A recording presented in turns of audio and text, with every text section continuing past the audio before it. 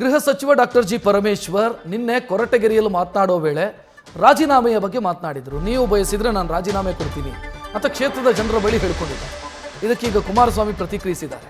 ಪರಮೇಶ್ವರ್ ಅವರಿಗೆ ರಾಜಕೀಯ ವೈರಾಗ್ಯ ಬಂದಿದೆ. ಮರ್ಯಾದಸ್ಥರು ಇರೋದು ಒಳ್ಳೆಯದಲ್ಲ ಅಂತ ಅನಿಸಿರಬೇಕು, ಅದಕ್ಕೆ ಅವರು ರಾಜೀನಾಮೆ ಬಗ್ಗೆ ಮಾತನಾಡಿದ್ದಾರೆ ಅಂತ ಕುಮಾರಸ್ವಾಮಿ ಹೇಳಿದ್ದಾರೆ. ಇನ್ನು ಮಹದೇವಪ್ಪ ಹೇಳ್ತಾರೆ ಸಿಎಂ ರೆಕಾರ್ಡ್ ಮಾಡಬೇಕು ಅಂತ. ಮಹದೇವಪ್ಪ ಅವರೇ, ಎಷ್ಟು ವರ್ಷ ಆಡಳಿತ ನಡೆಸಿದ್ರಿ ಅನ್ನೋದಲ್ಲ, ನಾಡಿನ ಜನರ ಸಮಸ್ಯೆಗಳು ಎಷ್ಟು ಬಗೆಹರಿಸಿದ್ರಿ ಅನ್ನೋದು ಮುಖ್ಯ. ಗ್ಯಾರಂಟಿ ಯೋಜನೆಗಳಿಗೆ ಕೊಡ್ತಿರೋದು ಯಾರಪ್ಪನ ಮನೆಯ ದುಡ್ಡು ಅಂತ ಕುಮಾರಸ್ವಾಮಿ ವಾಗ್ದಾಳಿ ಮಾಡಿದ್ದಾರೆ. ಪಾಪ ಗೃಹ ಸಚಿವರದ್ದು ಇವತ್ತು ಹೇಳಿಕೆ ನೋಡಿದೆ, ಅವ್ರಿಗೂ ಪಾಪ ಪೊಲಿಟಿಕಲಿ ವೈರಾಗ್ಯ ಬಂದಂಗಿದೆ ನೋಡಿದ್ರೆ.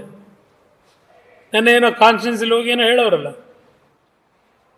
ಏನಾದರೂ ಈ ಸರ್ಕಾರಕ್ಕೆ 136 ಸೀಟ್ ಗೆದ್ದಿರೋ ಅಂಥ ಸರ್ಕಾರ ಇದು.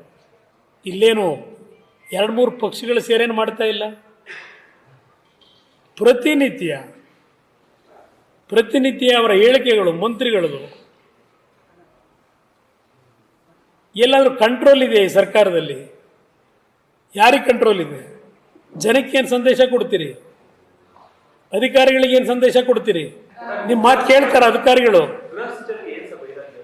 ಏನಕ್ಕೆ ಗೊತ್ತಿಲ್ಲ. ಇವತ್ತು ಪತ್ರಿಕೆಯಲ್ಲಿ ನೋಡದೆ ಬರೋದು, ರಿಸೈನ್ ಮಾಡ್ತೀನಿ ಅಂತ ಹೇಳೋರು. ಅಂದರೆ ಬಹುಶಃ ಅವ್ರ ಪ್ರಶ್ನೆ ಹಾಕೊಂಡ್ಬಿಟ್ಟಿರ್ಬೇಕು ಮೊನ್ನೆ ಎಲ್ಲೋ. ಯಾಕೋ ಇದರಲ್ಲಿ ಇರೋದು ಮರ್ಯಾದಸ್ಥರು ಇರೋದು ಒಳ್ಳೆಯದಲ್ಲ ಅಂತ ಹೇಳಿ ತೀರ್ಮಾನಕ್ಕೆ ಏನಾದ್ರು ಬಂದಿದ್ದವರ ಹೇಳಿಕೆ ಕೊಟ್ಟವರೋ ಗೊತ್ತಿಲ್ಲ.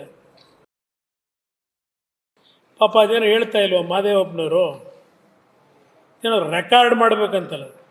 ರೆಕಾರ್ಡು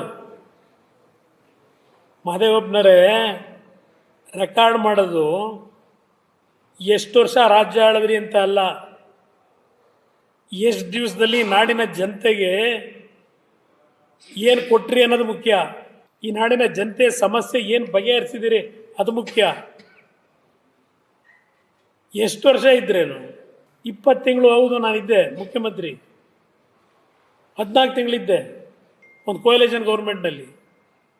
ತೃಪ್ತಿ ಇದೆ ನನಗೆ. 4 ಜನಕ್ಕೆ ಒಳ್ಳೇದು ಮಾಡಿದ್ದೀನಿ. ನೀವೇನು ಮಾಡಿದ್ದೀರಿ? ಅದೆಂಥದ್ದು ಗ್ಯಾರಂಟಿ ಏನು? ಯಾರಪ್ಪನ ಮನೆ ದುಡ್ಡದು ಗ್ಯಾರಂಟಿಗೆ ಕೊಡ್ತಾ ಇರೋದು? 60 ರೂಪಾಯಿ ಇದ್ದಿದ್ದು ನಿಮ್ಮ ಮೆಟ್ರೋ ದರ 90 ರೂಪಾಯಿ ಮಾಡ್ಕೊಂಡು ನೀವೇ ಬೇಕಾ ಕೊಡೋಕ್ಕೆ? ನೀವು 2,000 ಕೊಡ್ತಾ ಇದ್ದೀರಲ್ಲ. ಈ ರೀತಿ ದರ ಏರಿಕೆ ಮಾಡಿದ್ರೆ ನಾನು 10,000 ರೂಪಾಯಿ ಕೊಡ್ತೀನಿ. ನ್ಯೂಸ್ ಫಸ್ಟ್, ನಿರ್ಭೀತಿಯಿಂದ ನಿಮ್ಮ ಪರವಾಗಿ.